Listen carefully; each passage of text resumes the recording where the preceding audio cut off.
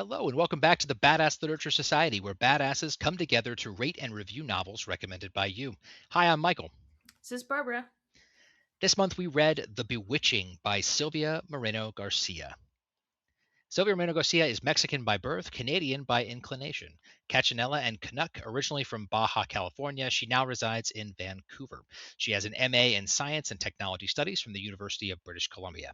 Silvia Moreno-Garcia is the author of a number of critically acclaimed novels, including Gods of Jade and Shadow, Mexican Gothic, and Velvet Was the Night. She writes in a variety of genres, including fantasy, horror, noir, and historical. She has edited several anthologies, including She Walks in Shadows. Her fiction has appeared in numerous magazines and anthologies, including Best American Mystery and Suspense. Barbara, would you like to tell us a little bit about The Bewitching? It was originally published on July 15th of 2025. These genres are considered horror, historical fiction, fantasy, and gothic. It is 357 pages and it currently has a 3.8 on Goodreads, 4.2 on Amazon, and a 3.86 on Fable. It was nominated for the Goodreads Choice Award for Horror for 2025, and it won the She Reads Best of Award for Horror in 2025. And we do think it's important for readers to know what, if any, representation is in the books we read. So for this book, there are main and supporting BIPOC characters, main and supporting LGBTQ plus characters, and no characters with disabilities. All right, and since Lauren is not here, I'm going to jump in and give a brief synopsis. In this chilling, multi generational horror tale, three women across different eras grapple with danger and witchcraft. Silvia Moreno Garcia, the New York Times bestselling author of Mexican Gothic, weaves a tale where every secret uncovered brings creeping horror. Minerva, a graduate student, delves into the life of Beatrice Tremblay, an obscure horror author, and uncovers a true story behind Tremblay's famous novel, The Vanishing. As Minerva investigates, she feels a malevolent force that once haunted Tremblay and her roommate might still linger on campus. This force echoes the witch encounter Nana Alba, Minerva's great grandmother, experienced in 1900s Mexico. Minerva fears this shadow threatens her now. An academic pursuit can be challenging, but it could become deadly when witchcraft is involved. Emphasis on Nana Alba, Minerva's great grandmother. I knew you were going to say that. I knew you were going to say that. Anyway, so what did you think about The Bewitching? And remember, no spoilers. I really enjoyed it overall. I liked that we had three revolving POV characters, especially because they were very different and you could tell immediately who we were reading about. I enjoyed that how different they were as characters because sometimes I feel like authors struggle to make POV characters sound different. I liked the overall story. I liked the portrayal of witches in this book. I think this is a very one that I've read, and I've read quite a few books. I feel like that have witches in it, and this is such a different take. And I'm curious to know, like, is this like a traditional like Mexican take on witches? I really kind of want to do a deep dive on that to learn more about it. But the witches in here were so interesting. I really enjoyed the everything. There's just like one little thing that was a little off for me, but outside of that, I feel like overall I really enjoyed it. I think the pace for the most part was pretty good. It starts off a little slow. Although I would say compared to the other book that I read, Mexican Gothic, the horror in this one I would say is much less than the other one. Like the other one really was like I feel like definitely fit the horror genre. This one, I'm not sure if I would consider it straight up horror. I don't know if Michael would. No, I think I'd agree with that. I'd call it. I think it'd be more like a thriller with some horror elements, since there Mm. is like horror elements with the witchcraft and all Yeah, that. it's see But that's what I'm saying. Like it's I feel like it's a light horror. there you Like go. if you have like green, yellow, red for for different genres. I would say this is more of a green. Mexican Gothic is a red, for the Yeah, horror aspect of it. yeah, I think I'd agree with that. Yeah. So for me, I will just be honest. So going into this book, I won't say I was dreading reading it because that isn't the case at all. But it's not Wow. one. It's not one that I think I would have picked up and read if it wasn't a podcast book. But I am so glad that I did because I loved this book. I do agree with Barbara that the beginning was a little bit slow. Um, and it's funny. So I had trouble getting into it because the beginning was a little bit slow. Um, and the reason I said it's funny is so I ended up having to like read this book very quickly to get it done in time so that we could record the podcast. Um, but what's funny about that is that yes, it was because of necessity, but had it not been for necessity, like let's just pretend I had like jumped in and done that like 2 weeks ago or something, I would have read it just as fast. Like when it picked up, it really picks up and it grabs you and doesn't let you go until Mm-hmm. the very end. I Um, I would say that kind of hits around the 50-ish, a little bit for like 60, where it really picks up steam and doesn't stop. And first, I feel like people like Lauren, that would be an issue because you're talking about half the book is setting up everything. yeah, And some people just don't give a book that shot. And I feel like that's the problem because it is very, I it think, is definitely a problem. yeah, so I definitely would say it's a lot slower until you hit that mark, but when it does, like you said, like I Yeah. definitely feel that way. Yeah. And I think that what you pointed out there is it is definitely a bit of a problem with the book and it's that I don't frequently DNF a book. If I start a Mhm. book, I'm gonna finish it.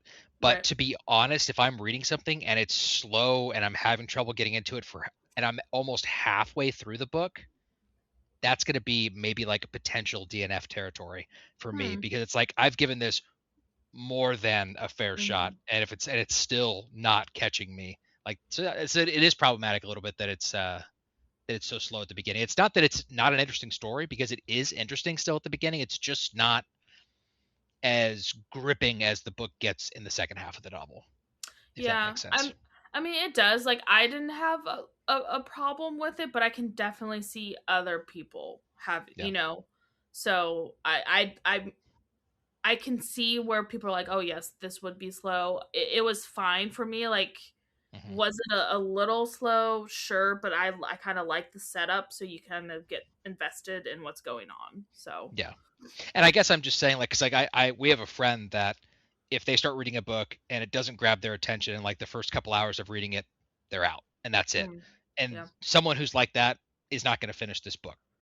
So, like always, we're not going to go into our individual ratings right now. Got to wait till the end for that. But our group score for this one was an 8.5 out of 10. So, would you recommend this book? I think for me, yeah, it's a pretty easy recommendation. A lot of times when you're talking about a horror novel, it can sometimes be a tricky recommendation for what Barbara was talking about earlier, that some people don't like horror that is like a hard horror where it's like it's either really scary or maybe it's like really like gory and it's that kind of horror. And so that can be tricky to recommend. I think that this one kind of straddles the line between mystery and horror, and I think you called it light horror. That's perfect. I think that because of that, it's pretty easy. I think I'd recommend it for everybody. But I would have the caveat up front to say like, hey, it's a bit slow at the first, but you got to give it its fair shot because once it gets going, it's not going to let you go. yeah, definitely. I think this one would be an easier book to recommend to people who, like you said, maybe get a little squeamish towards the horror stuff. Depending on what kind of horror they're looking for, because I feel like horror is a very broad genre. But like a lot of genres, I feel like maybe are a little broad. Like what kind of horror are you looking for? Like, are you looking for like spooky, oh my gosh, I'm feeling really creeped out and like that unease feeling?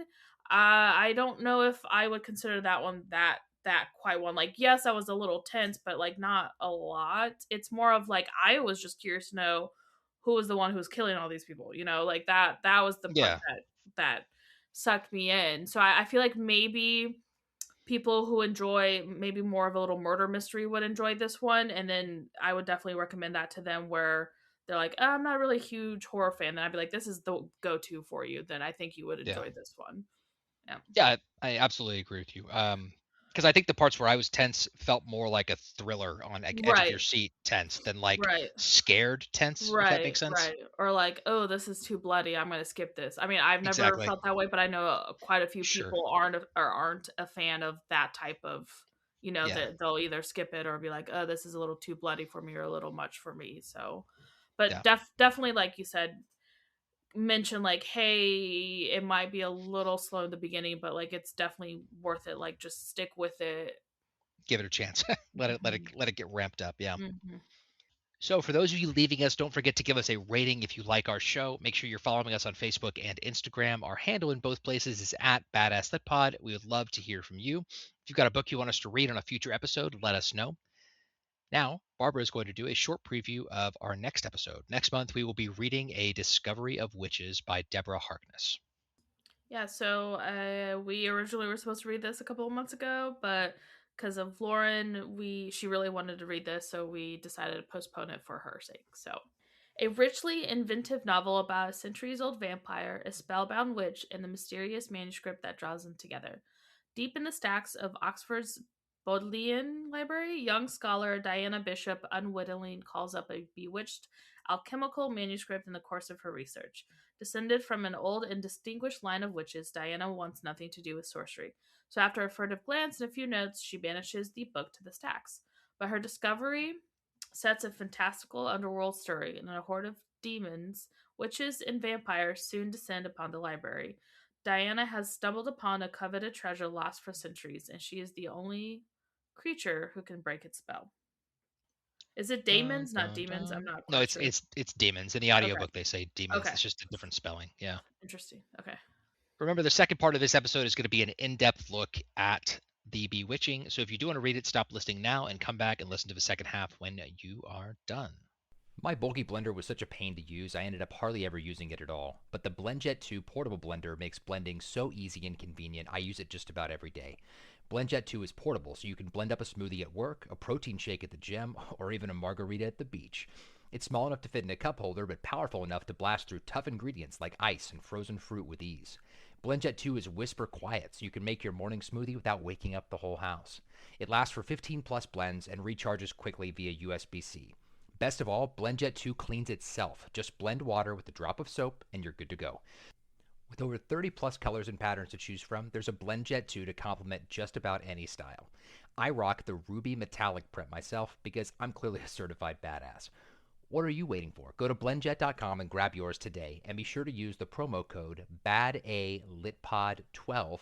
That's BADALitPod12 to get 12% off your order and free 2-day shipping. No other portable blender on the market comes close to the quality, power, and innovation of the BlendJet 2. They guarantee you'll love it or your money back. Blend anytime, anywhere with the BlendJet 2 portable blender. Go to blendjet.com and use the code BADALitPod12 to get 12% off your order and free 2-day shipping. Shop today and get the best deal ever. Now, for those of you sticking around for the spoilers, here we go. So, first question we're going to start off with, like we always do. Barbara, who is your nominee for the Badass Character Award? I feel like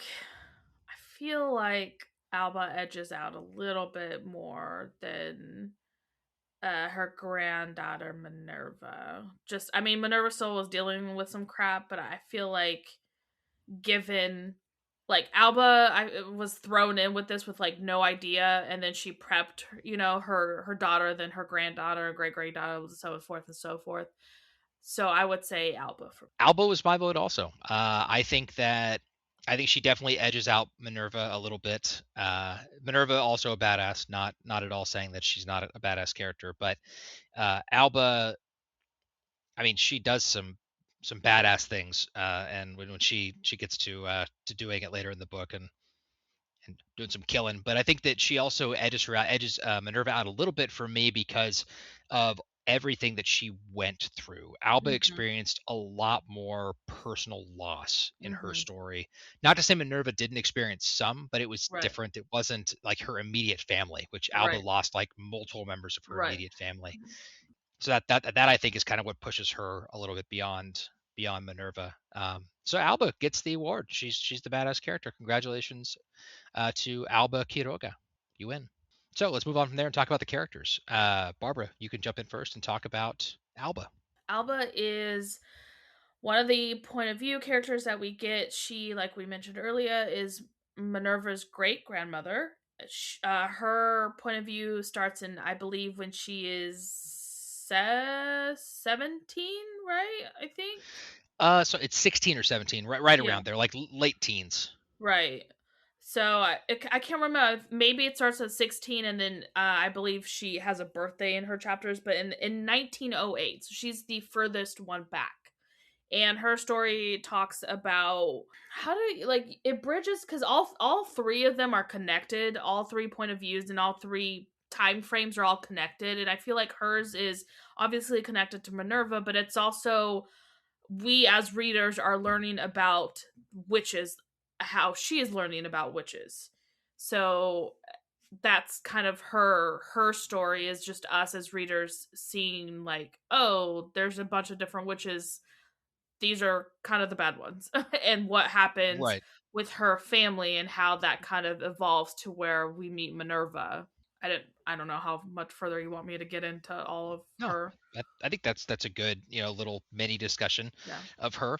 I think the one other thing I'd add is that she comes from a time where obviously 1908, the belief in witches and witchcraft and magic is a little bit more prolific in her community Right. than it might be, or than it is, period, in the later Well, that, time and also she's characters. from like, her uncle makes a point to be like, "Oh, in the city, we don't believe in this. Like, you guys are like, Hmm. what he calls them, like, back backwoods people, like, Yeah, and he's like, effectively calling them hillbillies, right? Like yes, they're yeah, like, yeah, you guys are hillbillies. You believe in these, like, tonics and tinctures and blah blah blahs, and like, that's not real. Like, why are you pretending this crap is real? Come to yeah. find out. But yeah, so it's because she's from technically a small town, like a small town in 1908. Like, Hmm. everyone knows everyone type of neighborhood. It's not like a big city. Yeah. No, yeah, that's a good way to describe that. Let's see. Our second POV character is Beatrice Tremblay. Her part of the story takes place in 1934, I believe, is when hers starts, and she's the author of the book that our last POV character that Barbara will talk about in a second is researching. She's the author of The Vanishing, this horror novel about an invisible person who's stalking her. Her story is told through her time at college when she meets her friend who does disappear. And also, we get a little bit of some of the other characters that we also meet later in the book, connections when they are younger during their college years. It is POV. I think some of it is intended to be like we're experiencing it from her POV as the Minerva's main reading character, it. as Minerva is reading it in her Her journal. diary. I think is Yeah. how it's meant to Yeah, be. same. So that's a little bit about Beatrice Tremblay. Well, yeah, she's the reason. So we get her point of view is more of discovering, it's that murder mystery. Like, her Hmm. friend disappears, no one knows what happens. No one figured out like, what actually happened to her, if she's alive, she's dead, if, whatever. And that's kind of like her tie. Well, all of them have a tie-in. It's just very interesting how they do. They're all connected, Yeah, yeah, in one yeah. way or another. Right. So Minerva, I would say, is the main point of view, because we get the most point of view of her chapters, I would say, followed closely by Alba, her great grandma, but still. So Minerva is the one that we start off with. She is, I can't remember, working on her masters.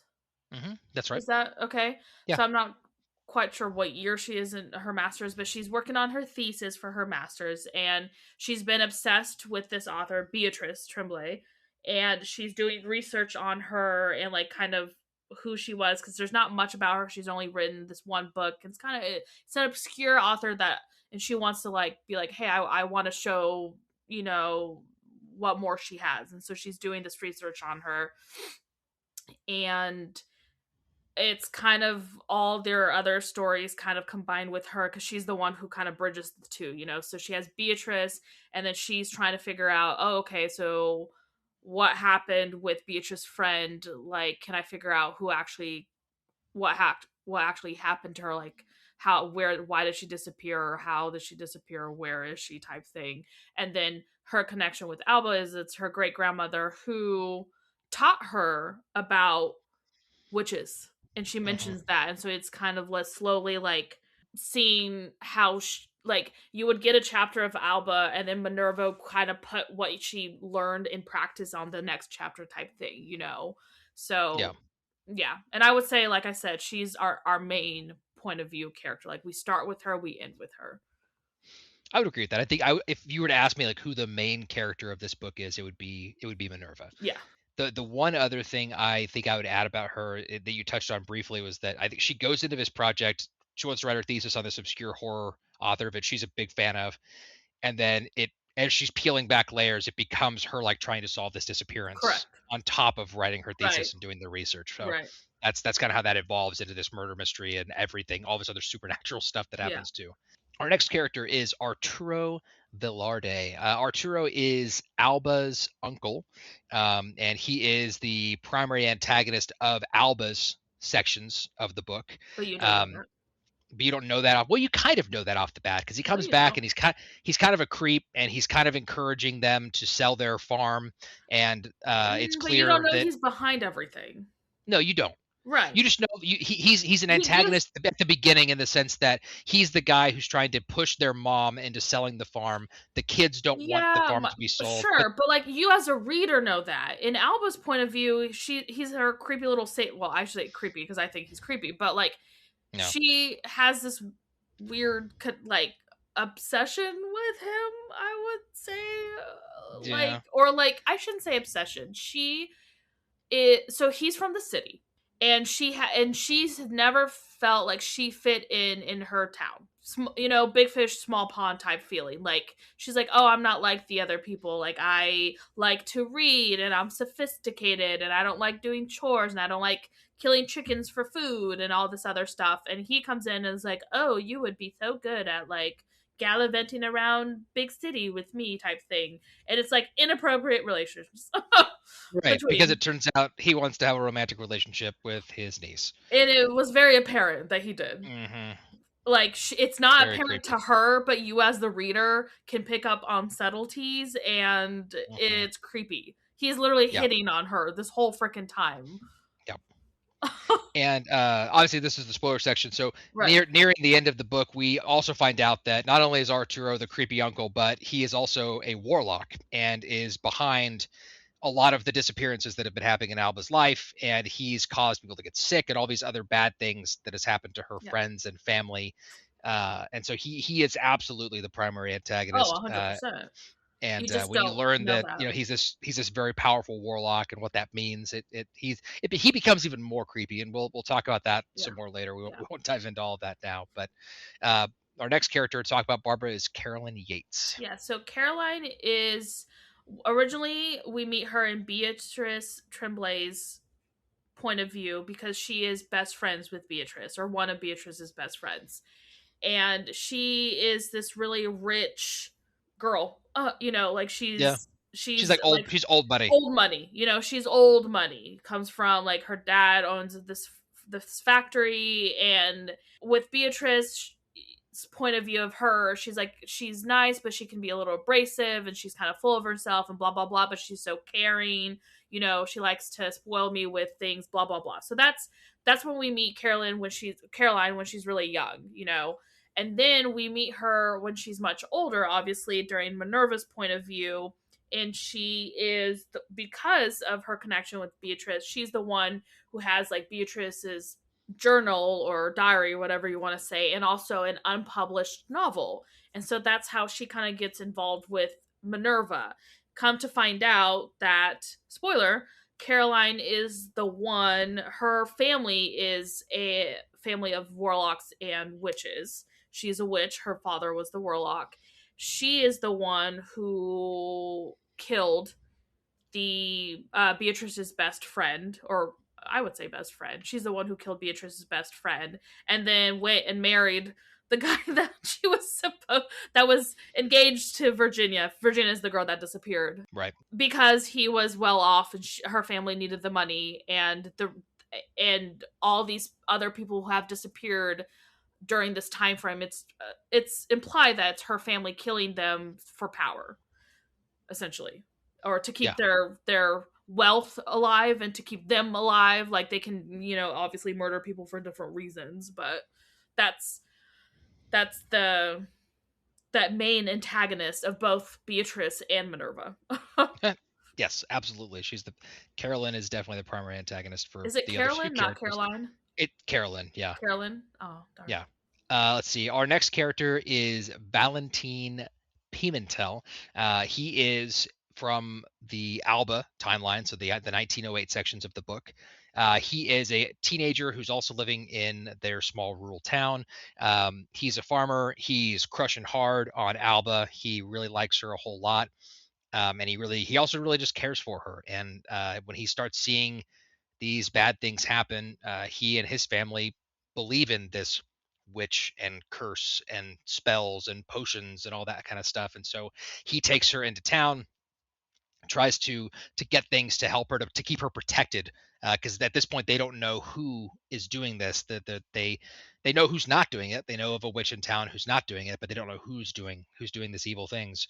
And unfortunately, he ends up getting got by our primary antagonist, Mr. Arturo, and because I think it was because of just jealousy, because No, he did say that. Yeah, because he and Alba share a kiss, a very tender moment. It was a very sweet scene, and Arturo, creepy uncle, can't have that, so he eliminates the competition. Yeah. But that's Valentine. I liked his character a lot. I thought he was a very interesting I was sad when character. he died. I was also that's what I was about to say. I was also sad when he died. Yeah. Barbara, you want to talk about our final character?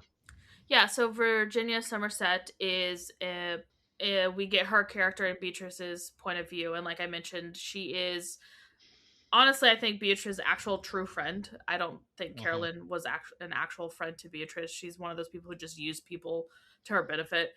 She was her roommate, right? Wasn't Jenny her roommate? Yeah. So yeah, Virginia Ginny is what she went by. Is Beatrice's roommate, and that's how they meet. And Beatrice actually falls in love with her, is in love with her, but obviously in that time frame, that wasn't. It was frowned upon, and so she's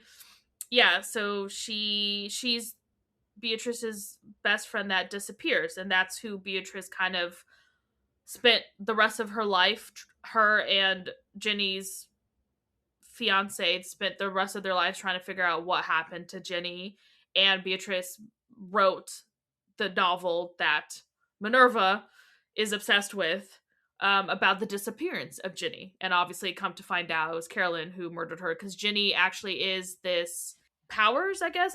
It's weird because like in this book there's good witches and there's bad witches, so right. It's like technically I wouldn't know if she's considered a witch, but like she had the gift, as they called it. Yes. Like she could commune with the dead, that was her main abilities, was that like she could actually speak with the dead. And so like because of that, her blood that the witches need is more potent for them, and so like it's better for them, it lasts longer for them, it tastes better for them, and all that kind of stuff. And that's why she got taken, because Carolyn needed that for her family to survive, and still be wealthy. So she literally disgustingly described it.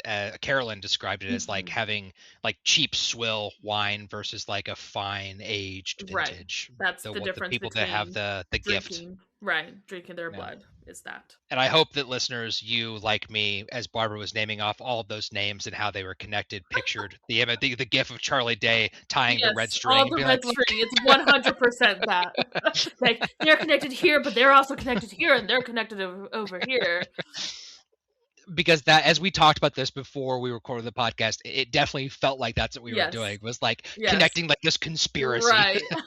I mean, like the least connected is obviously Alba, because she's only connected to Minerva because of like they're related. But everyone else in the story, it's like, well, they're connected here, and then they're connected here, and then over here. Yeah. Yep. It's a lot. It's a lot. It is. But that's a good thing. It made for an interesting story. Very much so. So let's jump into our discussion questions. The first one is, The Bewitching is told from 3 different points of view in 3 different timelines. Why do you think the author chose this unique structure to tell this story? And what themes or story elements do you notice connecting them? What a perfect question for you to answer after what we just said. Right.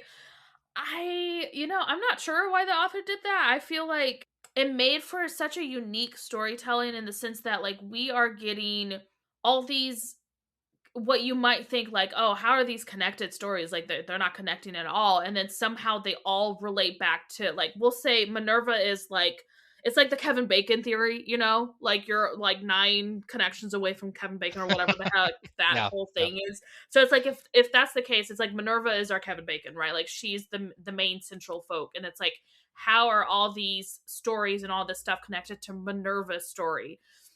Alba's is like slowly but surely, like we know why Minerva is so good at figuring out what the heck is happening to her because A, Hmm. her great grandmother taught her, and B, she's also reading Beatrice's diary and noticing, like, hey, this sounds what like my great grandma taught me. This definitely sounds like a curse.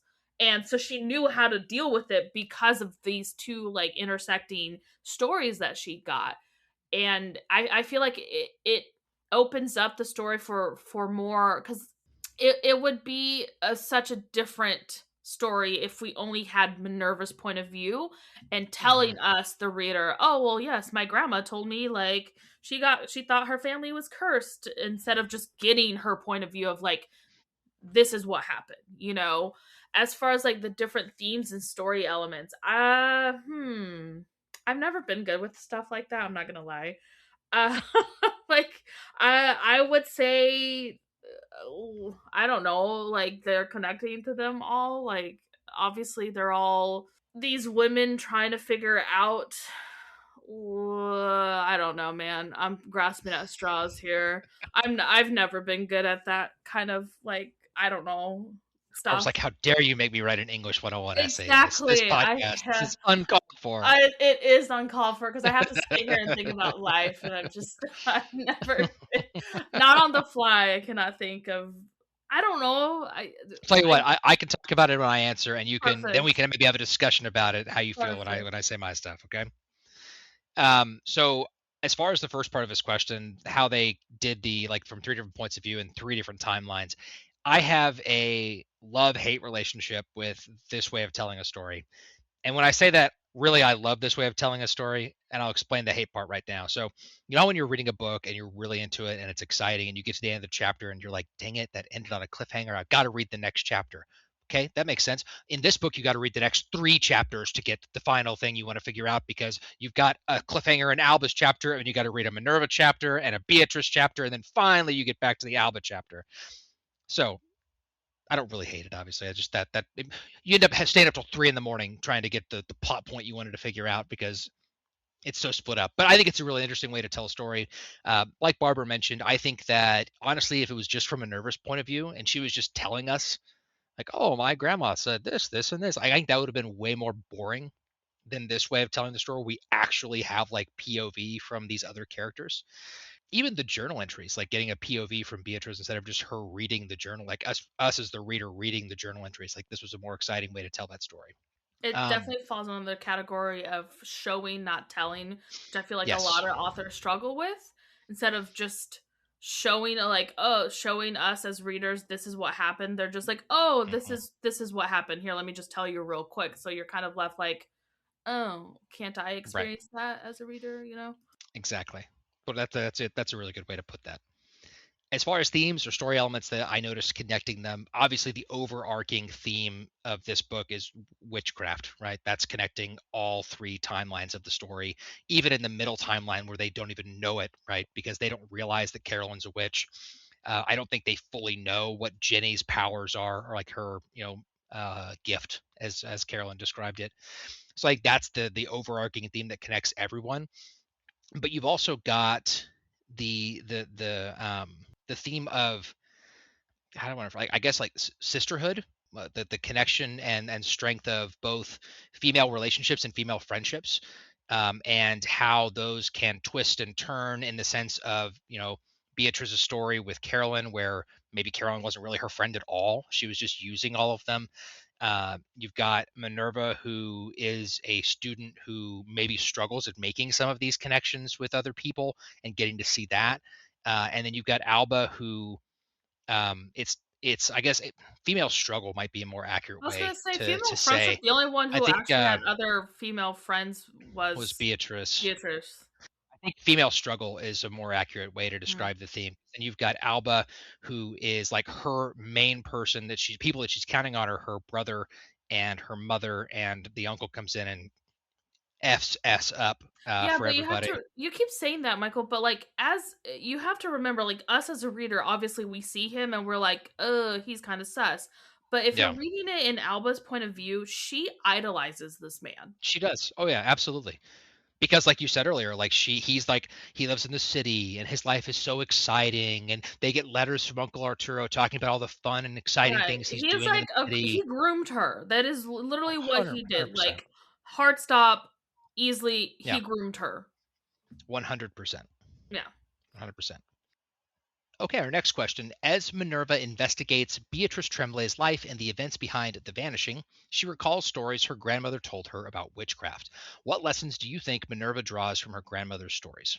Well, I feel like she draws a lot of lessons. You know, it's a kind of like a blink and you'll miss it moments because we get like one that very like is still in the back of my head that I remember very distinctly is in Alba's chapter. She's asking this witch like how do you defeat, you know, Arturo, how do you defeat this really strong witch or whatever? And she's like, oh, you have to get wine and then you have to like burn something, get the ashes, blah, blah, blah. She mentions wine. And then in the very next chapter, Minerva is seen buying alcohol. She buys for her friends and wine. And up until this whole point, like if you've been paying attention, like Minerva is not like this social butterfly. She's actually very antisocial. And she even mentions that she doesn't like drinking. So I was like, that is such a blink and you'll miss it moment where it's like she bought alcohol. Okay, cool. She stowed this wine away under her kitchen cabinet. And it's not mentioned again until much later. And if like I was like, okay, obviously that's important. And it is because then we come to find out that like this whole time Minerva has been prepping her blood to get rid of the witch whenever she attacks her. Like she's been like doom prepping this whole freaking time. And it's one of those very subtle like moments that she it's not, once again, it's the author being so smart about showing not telling the character because she could have easily been like, Minerva bought this wine, later she will be using it in the spell to get rid of the witch if it works, type thing, even though she might not know Right. who's attacking her, you know, like whatever she could have done. Like it's such a cool way of showing this, of like obviously Alba has prepared Minerva for all of these moments, and you can see like her in her chapters doing these little things that when you read Alba's chapters you're like, oh, that's why she's doing these things. And it's once again the author doing showing not telling, and I just have to applaud her for that because honestly I think this is one of the better books that has that. Like truly, like if you want an example of an author who does this very well, it's this book. Yeah, I would absolutely agree with that. I don't have a whole lot to add on top of what Barbara said here, but I will just highlight that I really liked how the book talked about the lesson that would be taught in the Alba chapter, and then we'd see Minerva applying that lesson in the next chapter. Right. So Yep. it was with the exception of the wine, which was very cool. A lot of the other ones were like it was a direct connection in the next chapter. Like you'd see Yeah. her using whatever the thing was that Nana Alba Mhm. taught her, then she'd be using that lesson. So that was cool to see. Let's see. Our next question is: what did you make of the relationship between Minerva and Noah? How would you describe their relationship? What do you think draws them to each other? So, quickly, since we didn't talk about Noah in the earlier section, Noah is Carolyn's grandson. And it is Minerva's connection to Carolyn because she meets Noah at like a party when he's really drunk and gets him to agree to let her come over and meet his grandmother, which she's been trying to do to learn more about her favorite author for her thesis. So, getting that out of the way, what did I make about their relationship? I thought that their relationship was very interesting. I think that for anyone who's read Legendborn or those books, I kind of got a similar vibe of like Bree and Nick from those, and Minerva and Noah in this one. Not in the sense of like the romantic part of it, but just like that they had like the shared connection, and this, you know, Noah is from this world that she has no knowledge of and no experience in, the upper echelon 1%, old money, whatever, and they couldn't be more different, but they find ways to connect in different ways. And I personally didn't really get any sort of a romantic vibe between the two of them. I got a friendship vibe though, which I thought was cool, because a lot of times in these books, you see like it's like, oh, there's the love interest, here we go, and so it was cool to show a male and female friendship that developed in a strange way. And you could argue at the end of the book that, I think that the final line of Noah's is when they're talking about how they are. He's like, "Well, we're not enemies," and it's like, so they're He not said not yet. yet. Yes, that's what. Yeah, that's what Mm. I was going to say. So it's like they're not outright saying like they're friends or besties, but they're not saying they hate each other either. So it's kind of left ambiguous on where they leave things. I would describe their relationship through most of the book at the beginning as like acquaintances, and then like kind of friends, and then at the end of the book, like shrug, question mark, I don't know, like the like because Minerva kills Carolyn, like that's part of the book. We talked about that earlier. She poisons her blood, cuts her head off. Does Noah know? We don't know. It's left very ambiguous, like if he knows that she killed his grandmother and how he feels about that. And that was one thing that I had a ton of questions. I was like, I want to know, like, now I need a POV chapter from Noah to know how he feels about all this stuff that's happened. But I think part of what drew them together, to answer the last question here, is I think for Minerva, it was initially this interest in learning about his family and his grandmother. And I think for Nick, I think as the book goes on, I think Noah. I got His name is Noah. Noah. Sorry, his Noah. I think for Noah, I started to get vibes through the book, throughout the middle part of the book, that Noah did not like his grandmother very much, and I think that I my opinion is that he knows what she is and he knows what she did. She killed his parents.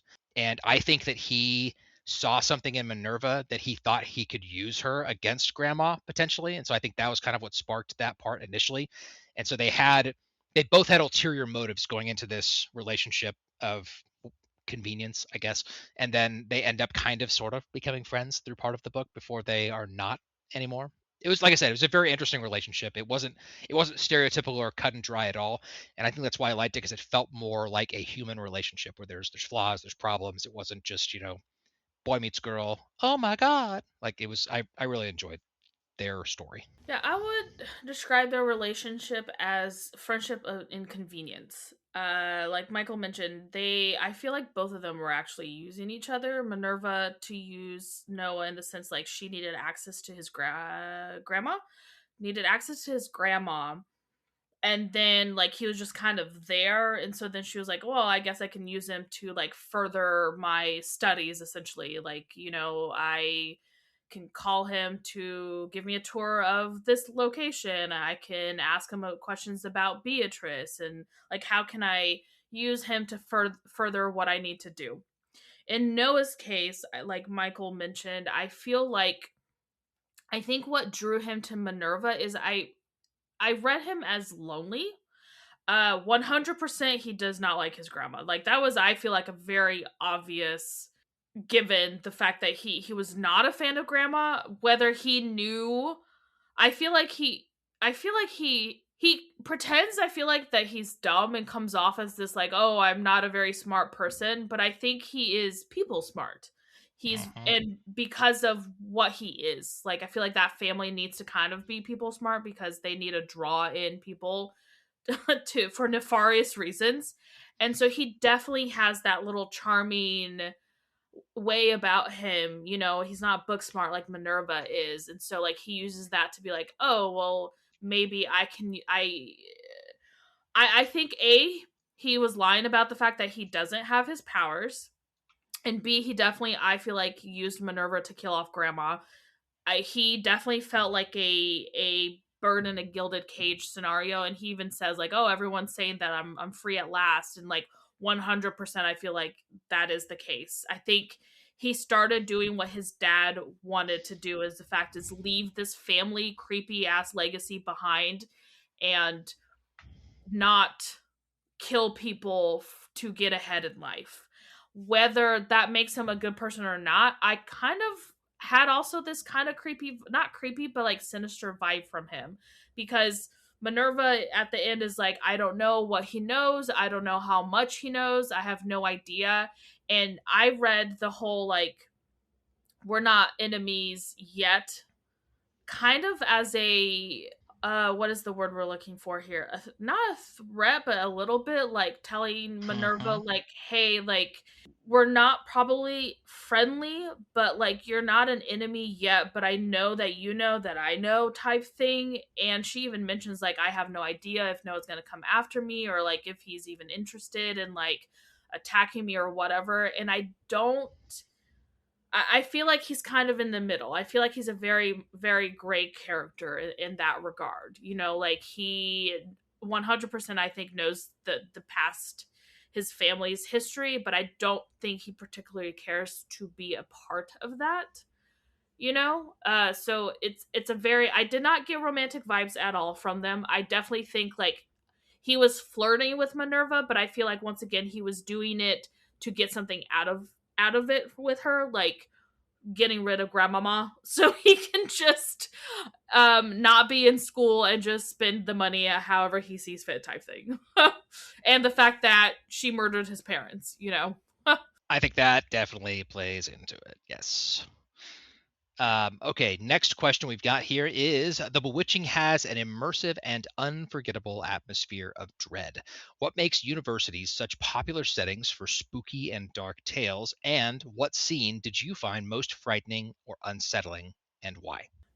You know, it's that's a very interesting question. Like, why do universities make for such a spooky and dark tale? Like, Dark Academia is literally a genre. Like that is a thing. And like Right. No, I am yeah. a sucker for those. I love Dark Academia.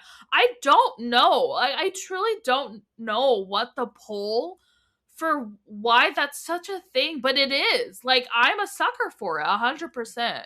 So I maybe it's just because of like the history behind a university.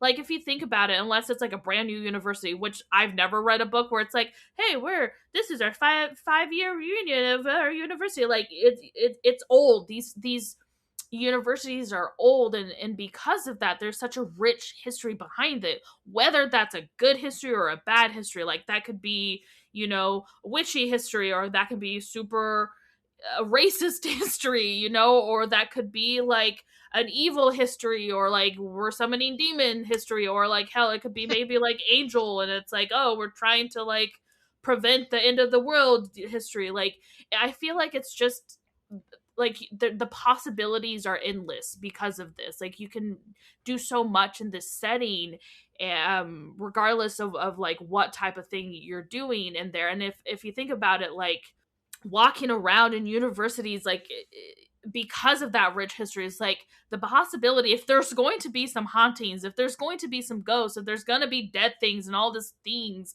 why not a university? Like it's like a perfect location for that, because like, you know, you have like creepy old buildings, you have, you know, old dusty books and all these other stuff that have like things that it's just it's I think that's why I would love to figure out why we're so interested in this, but like Hmm. 100% I've put myself in that category because I am. As far as like What what and scene. also before you answer the second part, I was just going to say I feel like every university has a spooky or a Oh, haunted story. 100%. Like, I Oh mean, yeah. Barbara and I went to the same university. Our Yeah. university had a number of Multiple. like Yeah. ghost stories and Right. haunted little things. So it's interesting. Like it's thinking about that. It's like, wow, why? Like you just said, like why is that? Why are we so interested in this? Right. But It could be also like just word of mouth. Like a student passes it to this student, and then it just embellishes and gets bigger yeah, and bigger than the actual story and this whole thing. And it's just a perfect setting for that, because it's like you're on that cusp of like adulthood, but not really. So you still have that childish, I feel like, imagination where it just runs wild with you, and it's a whole thing. But as far as what scene I found most frightening or unsettling, I don't think anything was frightening for me personally. Like I would not say this one was, I would consider anything was like, ugh, unsettling. I definitely feel like it would be Arturo and Alba when she is confronting him and pretty much concocted this trap to kill him. And obviously you as a reader kind of figured she's up to something, but like you're getting her point of view, and so like you still see her like she's in love with him really, but she knows that's not, like, she shouldn't be, especially like everything that he's done, and then also the fact that he is, her uncle. But like that was really unsettling of how creepy he, like, because obviously like you as the reader, like he does, I feel like he was giving off like weird vibes when you first met him, but like it wasn't anything I would say like super sinister in the very beginning. It's not like he has this mustache and he's twirling it type of like evil character. Like he's very much painted, you're seeing him through Alba's eyes, and Mm-hmm. obviously you as a reader can pull away from that and be like, okay, sweet pea, like it's kind of weird that he's clearly in love with you, but okay, okay. But then like you unmask him essentially, and he's like this, he wants to dominate people. Like he has this like, I'm entitled and I'm so much better than everyone way about himself, and obviously all of that, like those masks come off of him and you just see him for who he is, and it's really unsettling how creepy he is, especially towards Alba just in general. Like it's like he's in love with her but also wants to dominate her, and it's real, like I reading those chapters I was really uncomfortable, and she did a good job of making it uncomfortable. Even at a time where it's more normal to romance your uncle, he's still a creepy, weird Right, guy. right, because I feel like, I don't know, was that common, or I guess it wasn't frowned upon.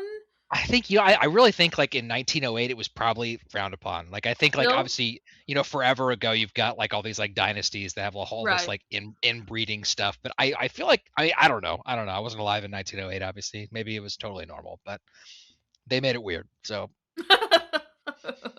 I think I kind of already answered the the what makes universities popular settings. I may have spoken out of turn, jumped in on Barbara's answer to comment on that, but I think that very much like what she said, it's almost every university has a ghost story. I think it's just an exciting, creepy place. Anywhere where there's a ton of history is a place where it's going to be popular to have spooky tales. It goes into whenever Barbara and I talk about the belief in the supernatural and ghosts. She's always like, "Why are the ghosts always from the 1600s and the 1700s? Why don't we ever see modern ghosts?" And it's like, I think part of that is because people like there's a haunting there and a scariness to like the history and thinking about like a Revolutionary War soldier walking through a field or something instead of somebody listening to their iPod. As far as the next part, my answer was actually going to be the same, so I'm going to give a different one. Because the other scene that I found frightening and unsettling, there's a point in the book where Minerva is getting things figured out and putting together what exactly is going on here and who is responsible for Jenny's death. And she is in Jenny's old dorm room, and her dorm room has witch. What am I thinking of? What's the term they use? Not symbols, but I'm going to use symbols so I can think of the other word. But symbols along the door frame that are like Like they're carvings, scratched in. Yeah, a ward marking against wards against yeah. witches, on the door that she notices, and she's literally in this room communing with the ghost of Jenny, and starting to and has literally just confirmed that Carolyn is the bad guy. Maybe not just Carolyn, but Carolyn's family, because Carolyn's dad was also a bad guy. But learns that Carolyn is the villain, and then Carolyn shows up, and she's in the doorway, and it's clear that she can't come in because of the wards. And the way that the author described how she's like tapping her nails on the door frame, and just like this, thinking about this old woman that still has such this menacing presence. That was genuinely creepy and unsettling. And then when she's like, "You need to come out here," it's clear she can't come in, right? You got to come out here. Why don't you come out in the hallway and we can talk about it? And she can feel Jenny's ghost like pulling her, almost saying like, don't go out there. You're gonna, something bad's gonna happen. And then Carolyn recognizes this, and it's like, if you don't come out here, maybe your little friend's gonna get into a car accident. Referencing her friend Hideo, who's one of the fellow RAs at the dorm, who was one of her only friends. And it's just like, and she just says it's like it's nothing. Like she's talking about like, "Hey, can you throw away my trash, please?" But she's saying, Right. I'm gonna kill your friend if you don't come out here." The And sky like is that blue. that scene was just the way that, like, when Carolyn flips that switch and is no longer pretending to be this sweet old woman who's trying to help, you know, these poor college students who don't have enough money to afford to go to school, and I'd love to help them. And she flips that switch to this scary, evil witch. Man, is that an intense, menacing scene, and it's very unsettling. And probably the other scene was creepy that Barbara described. This was creepy in a different way. Like it was, she wrote this character in that scene in a way that made her truly frightening.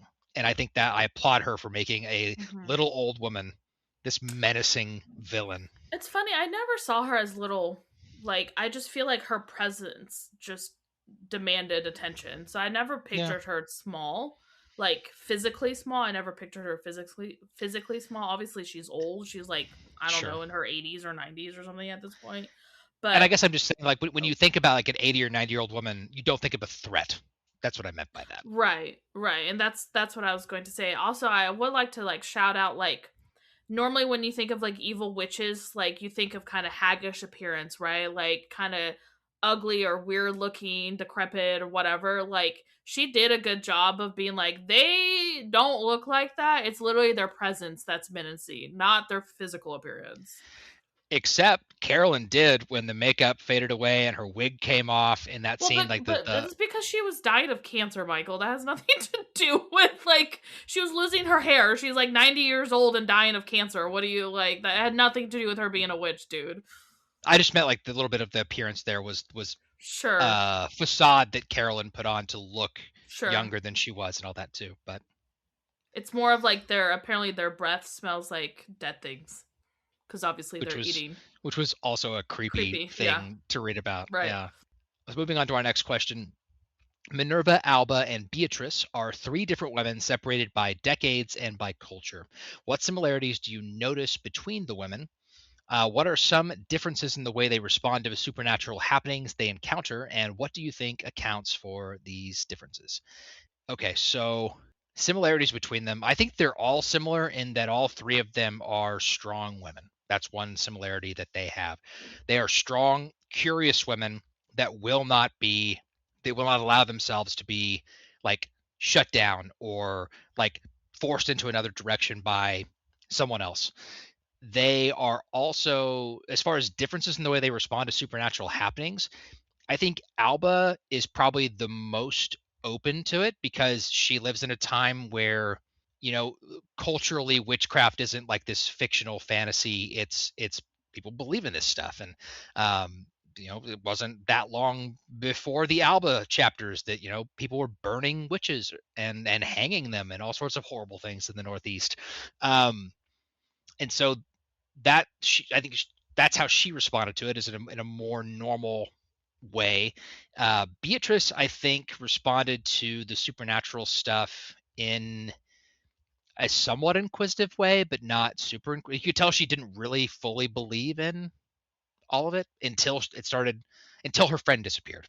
And then she kind of dove in head over heels into it and became like a full-blown paranormal believer.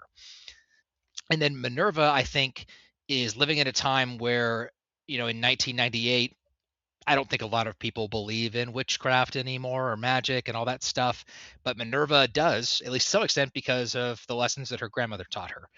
And so that's a way that she approaches it, in a way that probably a lot of her peers would never, because she has that history and that backstory. So that's what I think is how they would approach it, and I think that also describes, what accounts for the differences, and a lot of it is who raised them, but also the culture that they grew up in. Yeah, I think the similarities in them between them are like Michael mentioned, like they are strong women, and but they're strong in different ways. I feel like I think Alba's strength is the fact that she's like this. What is it like a greyhound? Once you get the scent, she's not gonna stop. Like she cared so much for her family that she was unwilling to run away from this problem regardless of what that meant for her, because like the she went to see this other witch and who was like, oh man, yeah, this person definitely is coming for you, and like your best thing is just to like get up and leave. And then she's like, well, but you're telling me like I have to leave my family, like what happens to them, like what happens if this witch curses them and focuses on them? And the other lady Mhm. is like, well, yeah, sucks to Sucks to suck. suck. And then she's like, well, no, like I'm not doing that. Like it didn't matter how scared she was for herself, like she was unwilling to allow anything else happen to her family. And then when she found out that Arturo, her uncle, was the one who was after this, she literally made a bargain with him and said like, no, you're not taking this farm from my family, like it means so much to them. I will bargain with you, you can have me, and you're not touching this farm, you're not touching the money, whatever. And obviously idiot fell for it, but like that's her strength. I feel like truly, like she was like the love that she had for her family. I feel like for Minerva, hers is that, I guess what I should have said instead of for Alba, like she is like that, the greyhound that gets a scent and just does not let go. Like she is unwilling to, like she's not giving up. Like she refuses to give up. She's not stopping. Like obviously she has so much going against her adversary, trying to like do this whole thesis and then stumbling upon like this whole murder mystery thing. And like regardless of like what that meant for her, like she wanted to uncover the truth into actually what happened to this girl that disappeared, and this story that she's reading about, and like what actually happened that night. For Beatrice, I think hers was, she definitely out of the three was the non-believer, because she didn't grow up with this stuff. Like she doesn't come from a time like Alba does where like, hey, witchcraft is probably a thing. uh, it's a time when like women are supposed to be docile and unquestioning of things, and you're just kind of supposed to be like, oh, okay, cool. And I think her strength was the fact that like she blamed herself for her friend's disappearance, and because of that she was unwilling to let that go. Like she's like, I might not be able to solve this, but I'm going to put these pieces together. I'm going to do the best I can. And like what happened here, and like maybe it's like the whole like I should have been a better friend thing to her. As far as their differences, and how they respond to the supernatural, I think Michael did a good job of describing that. Like obviously Alba is very, she believed in it, and it was Arturo who's like, nah girl, it's not real, because clearly he's trying to like deviate her from that and not know actually what he's doing, because obviously he was practicing witchcraft, like the whole red herring thing that he was trying to do it against her, like he was 100% gaslighting her. So she was more like, hey, like, yeah, I actually believe this stuff. Minerva believed it, I believe.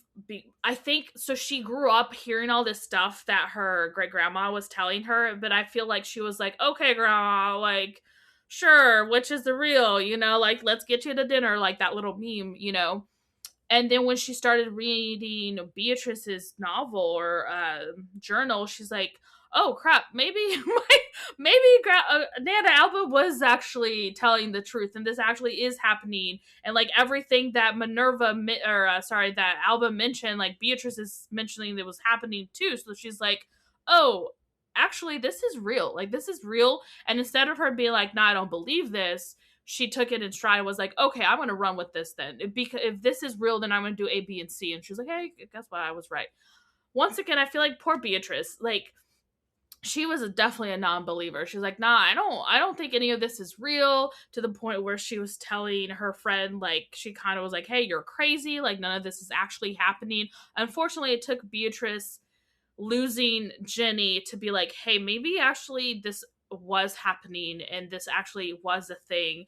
And it just took me losing my friend to realize that maybe the supernatural stuff is actually real and happening. All right, our next question. In what ways is witchcraft presented as a tool for reclaiming power in a patriarchal society? How do the different women, Alba, Beatrice, Minerva, and Carolyn, use or resist this power? How is witchcraft presented as a tool for reclaiming power in a patriarchal society? I'm not really sure how to answer that, because like we get one person, like Arturo is the one in Alba's story who's practicing witchcraft. And so obviously he's not doing anything to reclaim power because he is the issue with it. I guess maybe like it's Alba being like, oh, okay, like I guess I can practice witchcraft and I'm going to like use it against him in that sense. I don't I don't know if I agree with that, to be honest with you. Like reclaiming power in a patriarchal society, because the only one that we see actually using it like in the epilogue would be Minerva. Like after she discovered that all of this is real and witchcraft is real, then she's like, oh, I'm gonna, put these wards up and use a familiar and all this stuff. I don't honestly, I don't see how this ties in with the patriarchal society. I'm not gonna lie. I don't think it does.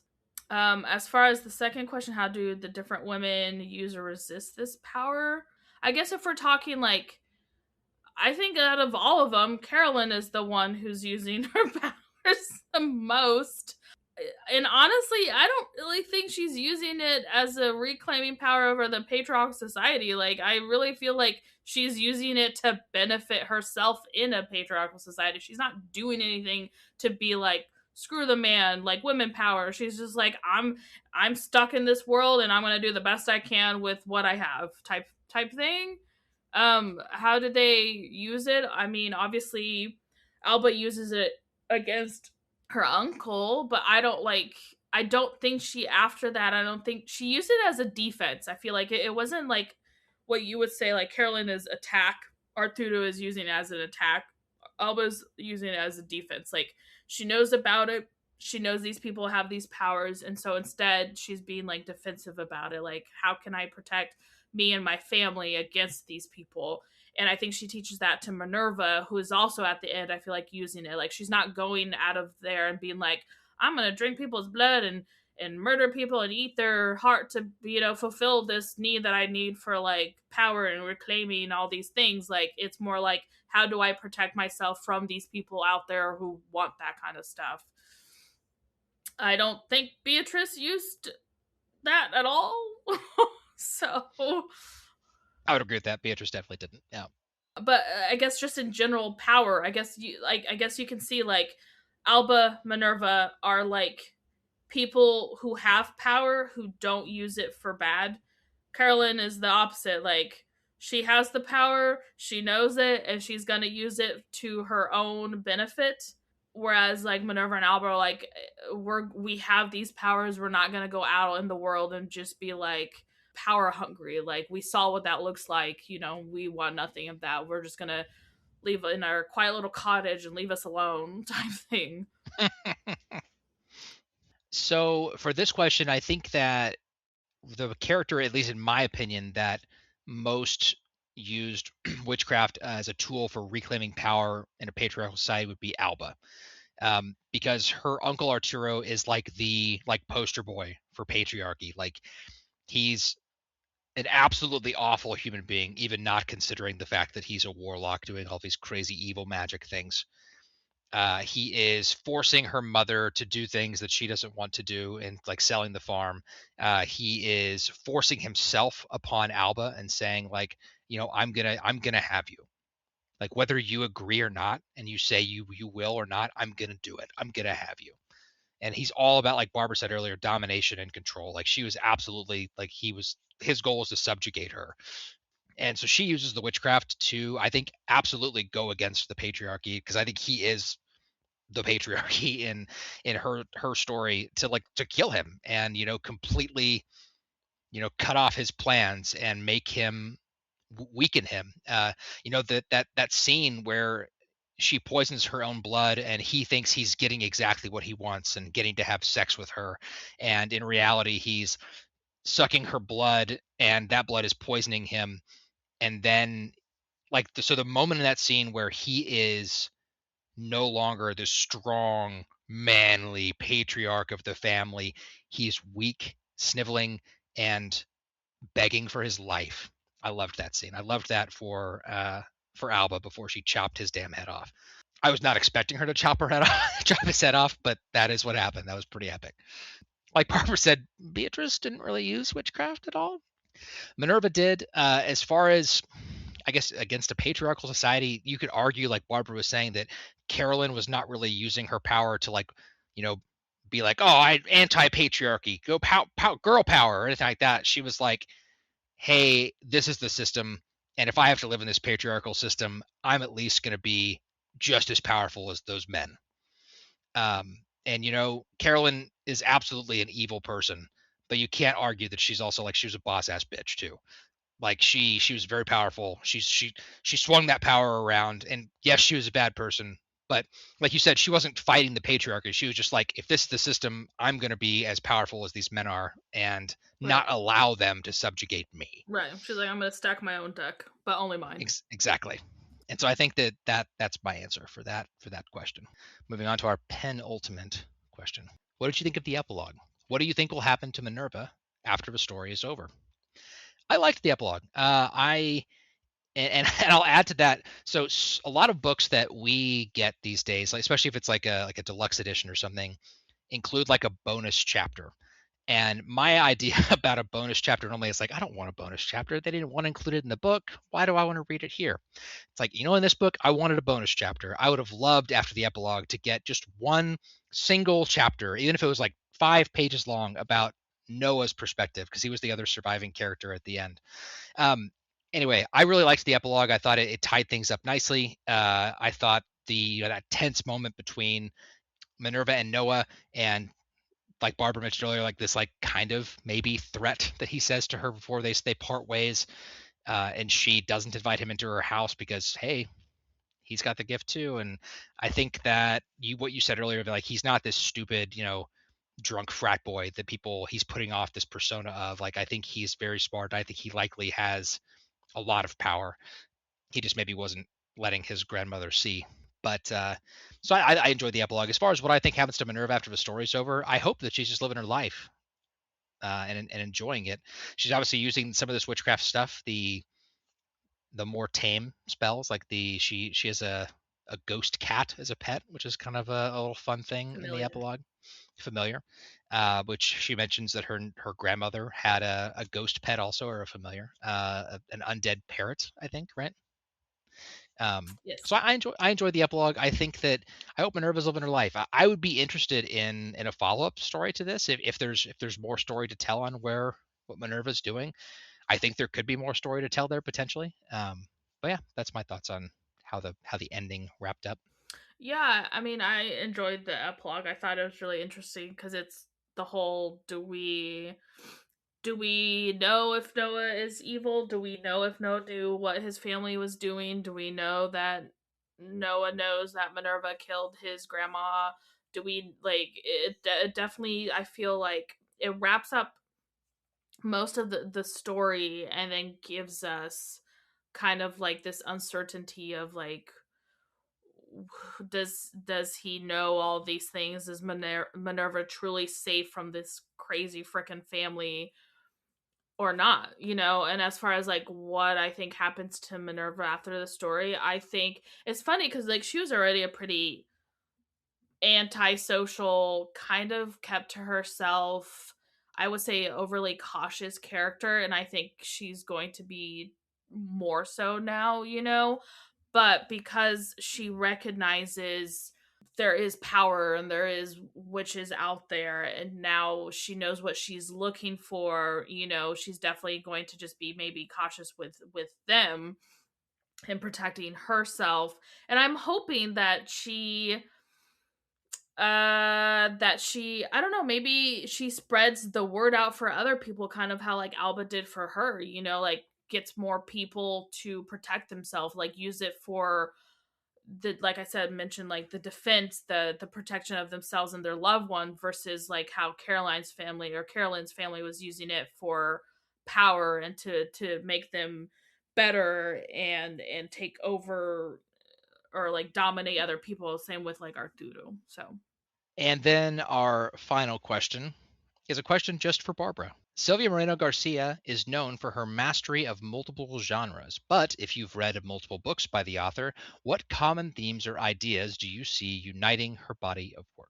I feel like it's these strong female characters, the willpower of these women to just keep going, either searching for the truth or figuring out like what the heck is happening, and then also the tie-in with like the love of for their family.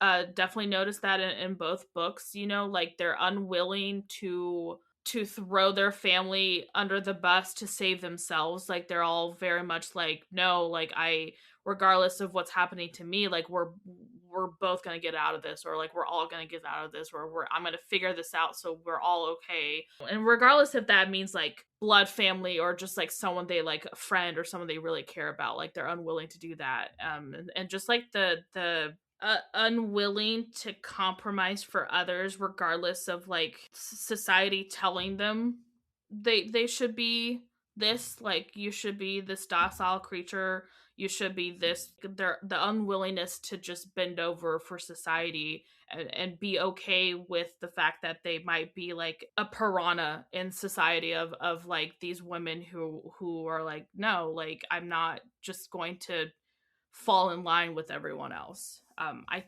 feel like that I've definitely seen in the ones that I've read for her. See, look at that. You were worried about a question about themes, and then you freaking nailed it. That Because was a I great feel answer. like in English class, like themes were like, oh, like I don't know, like this weird themes, not normal themes. Well, this is an English class. You can talk about whatever themes you want. Um, And with that, we've reached the end of another episode. Let's talk about our scores for this book. Barbara, what did you give it? I gave it an 8. I overall really enjoyed it. I was expecting, because like I said, this fell into the horror category, and like I had read her previous book, I was kind of expecting more of that. And so I think that's why I gave a little bit lower of a score, which is funny because like the other book, I would say like things that I liked from the other book were missing from this book, but things that I really enjoyed from this book, I was missing it in her other book that I read, which is Interesting. funny. But like, I feel like because of that, like, there are like these books, like, yes, they're both categorized as horror, but they are so different in that regard, like very, very different. Like the other book very much was like claustrophobic feeling, Hmm. and this one was definitely like I really enjoyed getting all three different point of views. Like I really enjoyed that aspect of this book. And so I don't know, like it's just funny how that worked. But yeah, I think maybe that's why I was expecting more of that horror, like truly what I would consider a horror genre, and this felt a little less than that. But maybe if I hadn't had that expectation, I would maybe have graded this a little bit higher. But like overall, I freaking loved it. And now, if you were to ask me, like, oh, Barbara, which one did you like more? I'm not sure, to be honest with you. I kind of want to. You know I was going to ask that. I know, like I kind of want to say, because I really enjoyed all three of the characters here in this one. I think maybe this one would edge out a little bit more, but I really enjoyed. I think I really enjoyed the setting of the other book. Like we only have one main point of view in the other book, but like the setting definitely felt like the house that you're at definitely felt like a second, like 100% it was like another second character. And so if I had a little bit more of that, I think. But I feel like maybe I would pick this one slightly over the other one. Okay, that's fair. It's really interesting to know that like the things that you felt like the other one was missing, this one had, Mm-hmm. and the things you felt like this was missing, the other The one other one had. That's had, that's yeah. that's that's really interesting. Anyway, I gave this book a 9. I really enjoyed this book, and what's funny is that Barbara said that had it not been for her expectations going into it, she might have given it a higher score. I gave it such a high score because I had no expectations going into it. I know Like I you didn't were know what this was going uninterested. to be. I wasn't super excited about reading it. I wasn't like disinterested or like, oh my god, I have to read this book. But like I didn't care. Like I was like, all right, this is I the know, next book but of the like podcast. It sounds interesting enough. Let's see how it is. Like I feel like, and I'm not trying to be rude when I say this, but I feel like whenever it's something more like I'm interested in or your sister is interested in, you're just like meh, whatever about it. If that does that make sense? it Like it, it does, I don't. and that is definitely sometimes the case. And it's funny because there's been so many books that you guys have recommended that are books that I probably wouldn't have read otherwise that I've really liked. And I think I read a lot more books that I otherwise wouldn't have outside of the podcast now because of what you guys have introduced me to on the podcast. So, Yeah. but I gave it a 9. I loved the book. I thought it was awesome. I really good story. I loved the characters. Outside of the first part being slow, like I don't have any negatives. Mm. I really enjoyed the story. So obviously that made our group score an 8.5. Pretty dang high group score for a rating on a book. As always, make sure you're following Badass Literature for free in your favorite podcast app. Give us a rating and leave us a review if they allow you to. Super helpful for us. Lets us get some feedback and also helps our show get noticed. Also, don't forget to be following us on social media. Our handle on Instagram, Facebook, and Goodreads is Badass Lit Pod. Barbara, bring us home. Have feedback about today's episode, you can contact us by writing to badassliteraturesociety@gmail.com. You can also send us a DM or leave a comment on any of our social media handles. As always, thank you so much for listening. We'll see you next time. I'm Michael. I'm Barbara, and make sure to keep your dead doves with 7 pins on them so that witches don't come in and attack you. Yep, got to keep that on you at all times. Yep. Bye.